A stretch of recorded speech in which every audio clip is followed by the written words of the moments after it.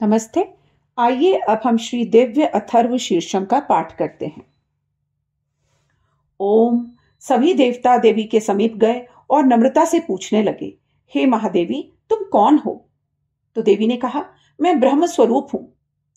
मुझसे प्रकृति, पुरुषात्मक, सद्रूप और असुरूप जगत का उत्पत्ति हुई है। मैं आनंद और आनंद स्वरूपा हूं। मैं विज्ञान और अविज्ञान रूपा हूं। अवश्य जानने योग्य ब्रह्म और अब्रह्मा भी मैं ही हूं। पंचीकृत और अपंचीकृत महाभूत भी मैं ही हूं। यह सारा दृश्य जगत जो भी आपको नजर आ रहा है वो मैं ही हूं। वेद और अवेद भी मैं हूं। विद्या और अविद्या भी मैं हूं।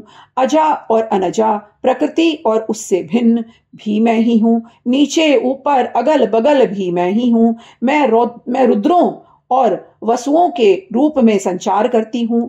मैं आदित्यों और विश्वदेवों में रूपों में फिरा करती हूं। मैं मित्र और वरुण दोनों का, इंद्र एवं अग्नि का और दोनों अश्विनी कुमारों का भरण पोषण करती हूं। मैं सम्य, सोम, त्वष्टा, पूषा और भग को धारण करती हूं। त्रैलोक्य को आक्रांत करने के लिए विशीर्ण पादक्षेप करने वाले विष्णु, ब्रह्मदेव और प्रजापति को भी मैं ही धारण करती हूं। ये ज्ञान देवों में उत्तम हवि पहुंचाने वाले और सोम रस निकालने वाले यजमान के लिए हवर्द्र द्रव्यों और हवि द्रव्यों युक्त धन धारण करती हूं। मैं संपूर्ण जगत की ईश्वरी, उपासकों को धन देने वाली ब्रह्म रूप और यज्ञामहों में यजन करने योग्य देवों में मुख्य हूं। मैं आत्मा स्वरूप पर आकाश आदि निर्माण करती हूं। मेरा स्थान आत्म स्वरूप को धारण करने वाली बुद्धि में भी है। जो इस प्रकार जानता है वह देवी संपत्ति का लाभ करता है। तब उन देवों ने कहा, देवी आपको नमस्कार है। बड़े बड़ों को आपने अपने कर्तव्यों प्रवृत्त करने वाली कल्याण कृति को सदा नमस्कार है।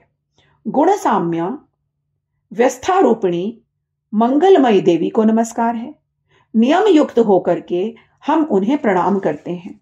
उन अग्नि के से वर्ण वाली, ज्ञान जग मानने वाली, दीप्तिमती, कर्म फल प्राप्ति के हेतु सेवन की जानने वाली दुर्गा देवी की हम शरण में आए हैं। असुरों का नाश करने वाली देवी तुम्हें नमस्कार है। प्राण रूप देवों में जिस प्रकाशमान वैश्यकी वाणी को उत्पन्न किया है उसे अनेक प्रकार के प्राणी बोलते हैं। वह कामधेनु तुल्य, आनंददायक और अन्न तथा बल देने वाली वाग रूपिणी भगवती उत्तम स्तुति संतुष्ट होकर हमारे समीप आओ। काल का भी नाश करने वाली, वेदों द्वारा स्तुत हुई विष्णु शक्ति, स्कंद माता, शिव शक्ति, सरस्वती, ब्रह्म शक्ति, देव माता, अदिति और दक्ष कन्या सती, पाप नाशिनी, कल्याणकारिणी भगवती को हम प्रणाम करते हैं। हम महालक्ष्मी को जानते हैं और सर्वशक्ति रूपिणी का ही ध्यान करते हैं। वह देवी हमें उस विषय में ज्ञान ध्यान में प्रवृत्त करें। हे दक्ष, आपकी जो कन्या अदिति हैं वे प्रसूता हुई और उनके मृत्यु रहित कल्याणमय देव उत्पन्न हुए।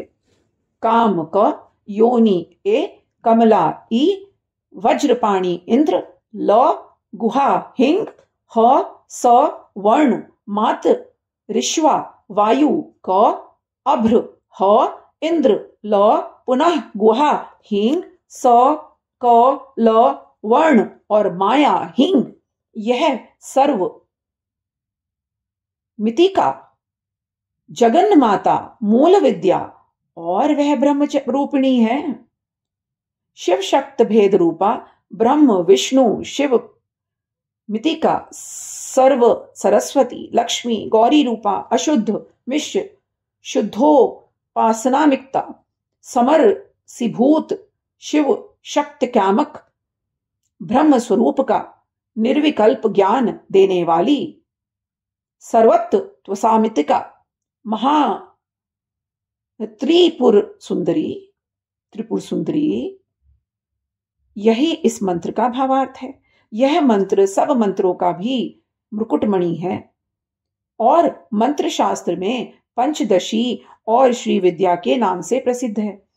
इसके 6 प्रकार के अर्थ अर्थात भावार्थ, वाच्यार्थ, संप्रदायार्थ, लौकिकार्थ, रहस्यार्थ तथार्थ निषंड लौकिका वर्ण ग्रंथ में बताए गए हैं। इसी प्रकार वरिवस्या रहस्य आदि ग्रंथों में इसके और भी अनेक अर्थ दिखाए गए हैं।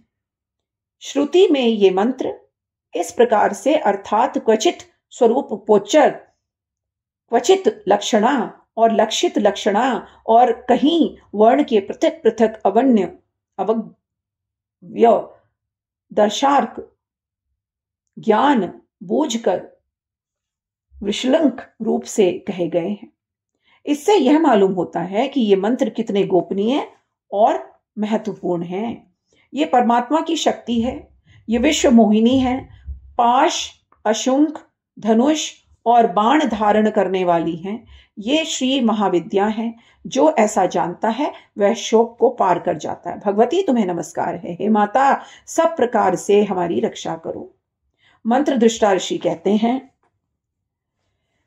वही ये अष्टवसु हैं, वही ये एकादश रुद्र हैं, वही ये 12 आदित्य हैं, वही ये सोमपान करने वाली, सोमपान न करने वाली विश्वदेव हैं, वही ये यातुधान एक प्रकार के राक्षस, असुर, राक्षस, पिशाच, यक्ष सिद्ध हैं, वही ये सत्व रज तम हैं, वही ये ब्रह्म विष्णु रुद्र रूपिणी हैं, वही ये प्रजापति इंद्र मनु हैं, वही ये ग्रह नक्षत्र और तारे हैं, वही कला कादठी काष्ठादि काल रूपिणी है।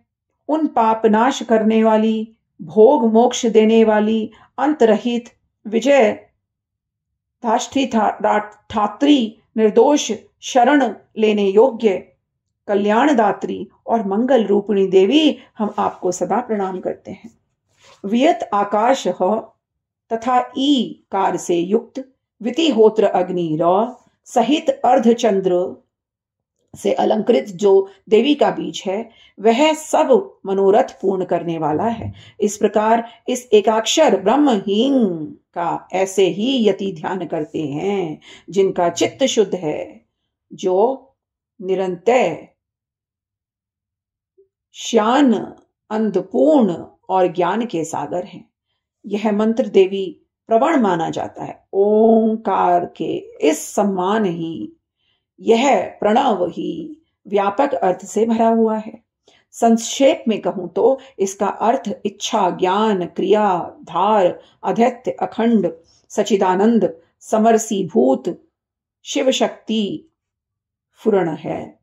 वाणी एंग, माया हिंग, बहसु काम, क्लिंग, इसके आगे छठा व्यंजन अर्थात च, वही वक्त अर्थात आकार से युक्त चा, सूर्य म, अवाम क्षोत्र, दक्षिण कर्ण उ और बिंदु अर्थात अनुस्वार से युक्त मुंग, टकार से तीसरा ड, वही नारायण अर्थात आ से मिश्र डा, वायु य, वही अधर अर्थात ए से युक्त यई और विच्चयी।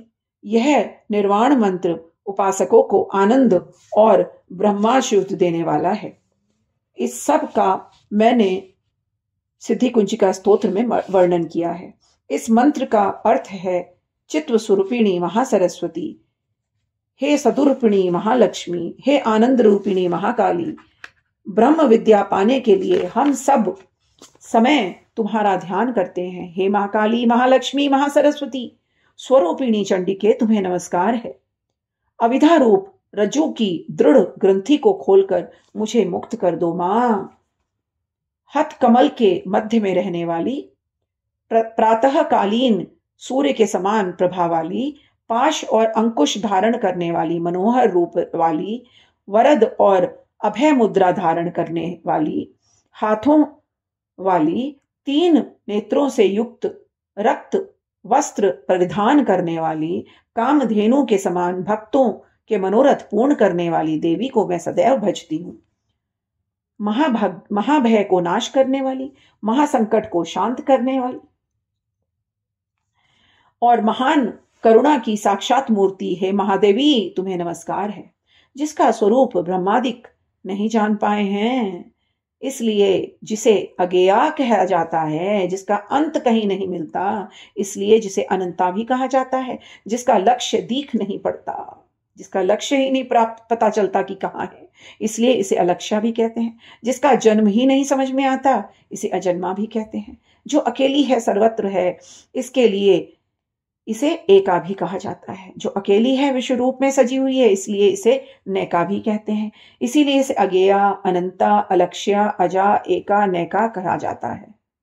इन मंत्रों में मृतका मूलाक्ष रूप से रहने वाली, शब्दों में ज्ञान अर्थ के से रूप में रहने वाली, ज्ञानों में चिन्मया रूप से रहने वाली, शून्यों में शून्य साक्षिणी और जिनसे और कुछ भी श्रेष्ठ नहीं है, वे दुर्गा नाम से प्रसिद्ध हैं। उन दुर्विघ्न, दुराचरण नाशक और संसार सागर से तारने वाली दुर्गा देवी को संसार से डरा हुआ मैं बहुत ही दुखी हूं मां, मैं नमस्कार करती हूं।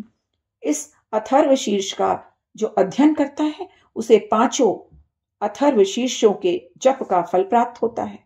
इस अथर्व शीर्ष को न जानकर जो प्रतिमा स्थापन करता है, वह सैकड़ों लाख जप के भी आचार्य सिद्ध प्राप्ति नहीं कर सकता। अष्टोत्तर यानी कि 108 बार जप इत्यादि इसकी पुरुषश्च विधि है। जो इसका 10 बार पाठ करता है, वह उसी क्षण पापों से मुक्त हो जाता है। मेरा मानना है, जो एक बार भी पाठ करेगा सच्चे मन से, वो सर्व सुख संपन्न हो जाएगा, सभी पापों से मुक्त हो जाएगा और महादेवी इसके प्रसाद से बड़े दुस्तर संकटों का भी सामना किया जा सकता है, उनसे तरा जा सकता है, उनसे पार किया जा सकता है। इसका सायंकाल में अध्ययन करने वाला दिन में किए हुए पापों का नाश हो जाता है। इसका अर्थ ये नहीं है कि दिन में पाप करें और रात में आप इसका अध्ययन कर लें। देखिए, अपने आप को पवित्र बनाइए, पवित्रता की राह पर चलिए। प्रातः काल में अध्ययन करने वाले रात्रि में किए हुए पापों का नाश हो जाता है, तो पाप नहीं करना है। इस प्रकार रात्रि सूक्त और दिव्य अथर्वशीष का पाठ करने के पश्चात अब निर्वाण मंत्र के विनियोग न्यास का ध्यान आदि करना चाहिए। इसे पढ़कर आप जल गिराएं। क्या लिखा हुआ है?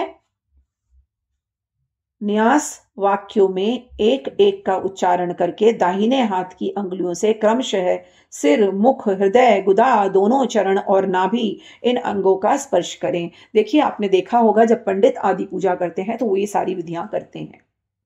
तो आप थोड़ा सा जल ले लें दाहिने हाथ में, उंगलियों से धीरे धीरे सिर के ऊपर, मुख के ऊपर, हृदय के ऊपर, दोनों गुदाओं के ऊपर, चरणों और नाभि, इन अंगों को स्पर्श करें।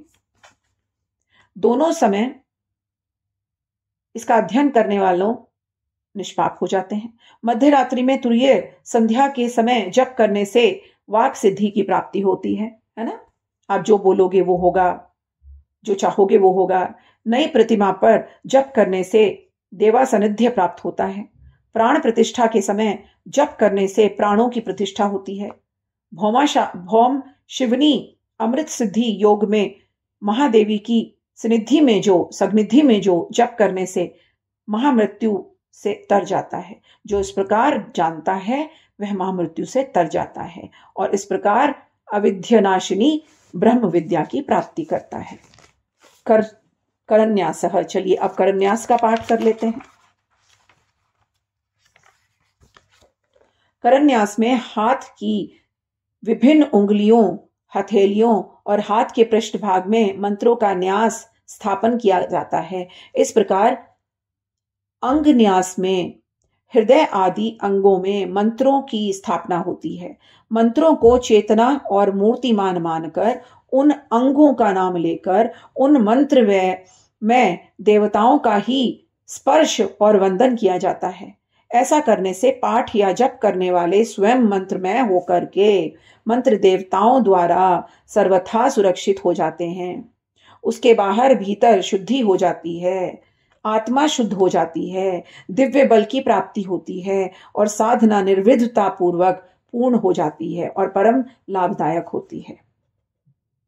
दोनों हाथों की तर्जनियों उंगलियों से दोनों अंगूठों को स्पर्श करें। दोनों हाथों के अंगूठों से दोनों तर्जनियों उंगलियों को स्पर्श करें। दोनों हाथों से मध्यमा उंगलियों को स्पर्श करें। अनामिका उंगलियों का स्पर्श करें। हथेलियों और उनके पृष्ठ भागों को स्पर्श करें। इसमें दाहिने हाथ की पांचों उंगलियों से हृदय आदि अंगों को स्पर्श किया जाता है। तो आप स्पर्श कीजिए, अपने दाहिने हाथ की पांचों उंगलियों से अपने हृदय को स्पर्श कीजिए। दाहिने हाथ की पांचों उंगलियों से हृदय का स्पर्श कीजिए, सिर का स्पर्श कीजिए, शिखा का स्पर्श कीजिए। दाहिने हाथ की पांचों उंगलियों से बाएं कंधे का स्पर्श कीजिए। बाएं हाथ की उंगलियों को दाहिने कंधे को स्पर्श कीजिए।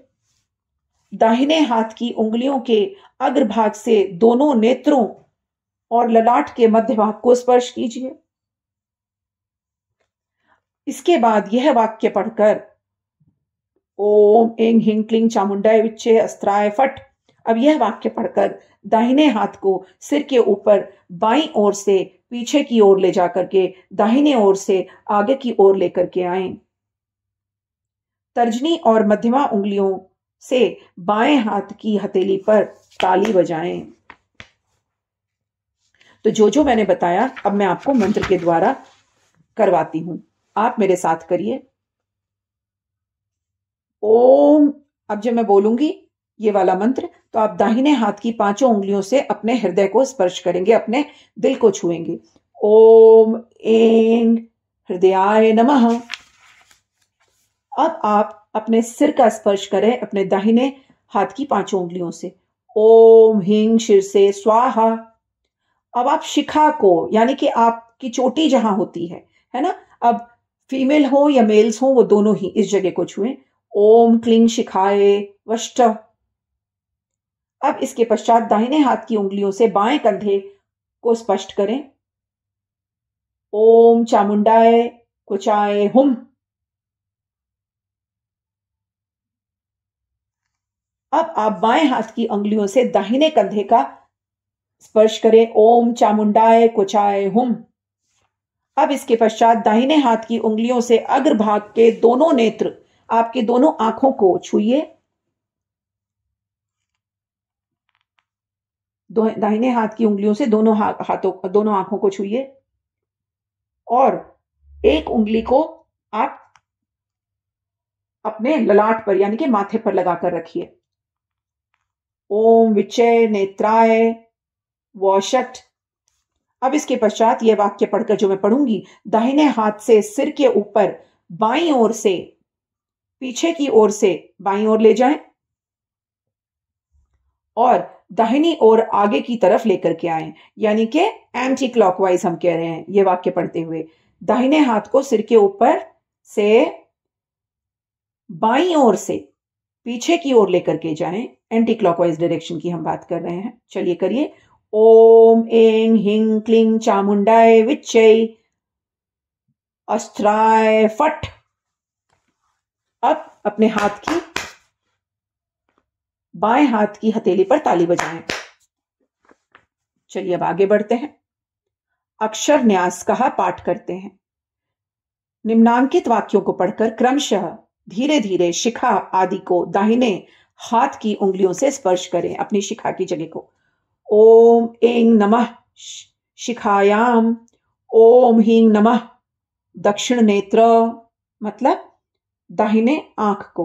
ओम क्लीं नमः वाम नेत्र। अब बाईं आंख को छुइए। ओम चांग नमः दक्षिण कर्ण। अब अपने दाहिने कान को छुइए। ओम मूंग नमः वाम कर्ण। अब अपने बाएं कान को छुइए। ओम डांग नमः दक्षिण नासापुटे। अपनी दाहिनी नाक को छुइए। ओम यंग नमः वामा नासापुटे। अब बाईं नाक की नासिका को छुइए। ओम वीं नमः मुखे। अब अपने मुंह को छुइए। ओम विच्चे नमः गुहो। इस प्रकार आप अपनी गर्दन को छुइए। इस प्रकार न्यास करके मूल मंत्र से 8 बार व्यापक दोनों हाथों से सिर को लेकर के पैर तक सब अंगों को स्पर्श करें। फिर प्रत्येक दिशा में चुटकी बजाते हुए न्यास करें।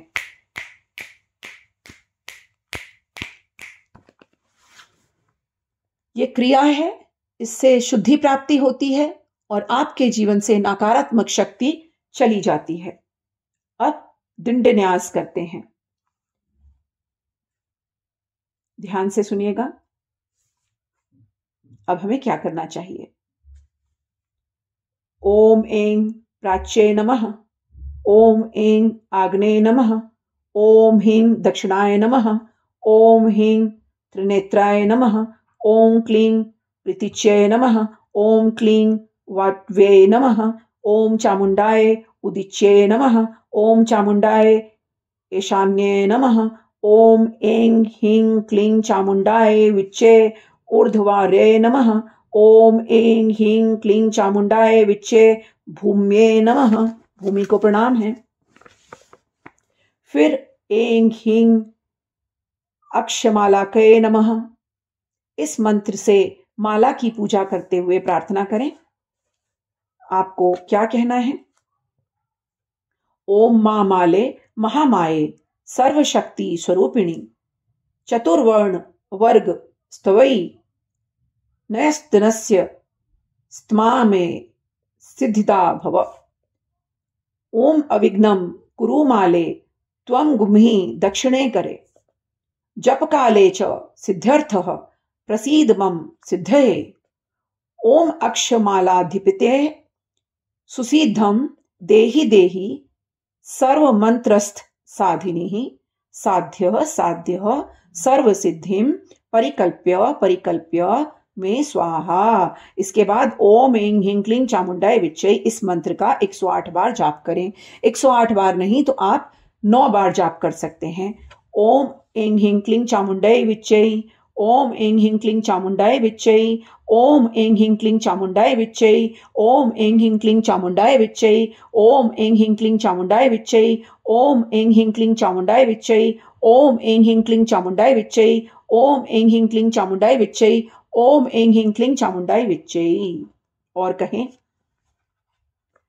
यहां प्रचलित परंपरा के अनुसार न्यास विधि संक्षेपित दी गई है। जो विस्तारों में करना चाहे वे अनंत सस्वार से कर सकता है। चलिए आगे बढ़ते हैं। अब सप्तशती न्यास यही हम पूरा करते हैं। इसके पश्चात सप्तशती के विनियोग न्यास और ध्यान करने चाहिए। न्यास की प्रणाली पूर्वतः है। आपको क्या कहना है? इस प्रकार न्यास करना है, सप्तशती न्यास। मैं सप्तशती न्यास आपको अलग से कराऊंगी, एक एक करके मैं आपको बताऊंगी।